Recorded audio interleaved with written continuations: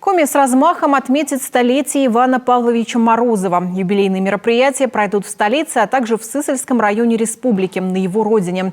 Работа по сохранению памяти о нашем замечательном земляке, видном государственном деятеле, должна быть продолжена, чтобы на его примере воспитывалось подрастающее поколение с уважением к истории республики, с любовью и заботой о родном крае, отметил глава Коми Владимир Уйба на заседании оргкомитета по подготовке празднования дня рождения Ивана Морозова.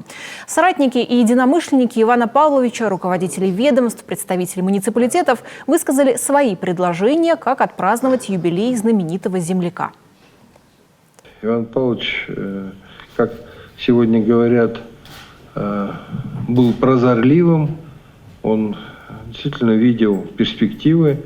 Самое главное, эти перспективы умел донести до руководства страны и получить добро на то, чтобы эти перспективы осуществились в жизни.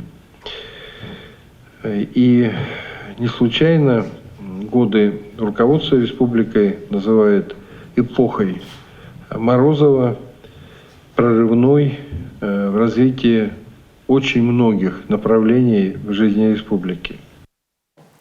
С именем Ивана Морозова связаны годы бурного экономического роста Коми края. Обороты промышленного сектора при нем увеличились втрое. Добыча нефти выросла в 9 раз. Железная дорога на Кослан, Троицко-Печорск, Усинск, автомобильные дороги на Обьячево и Усть-Кулом. Это все было построено с подачи Морозова. В 60-е годы Коми СССР стала крупнейшим промышленным центром европейского севера страны.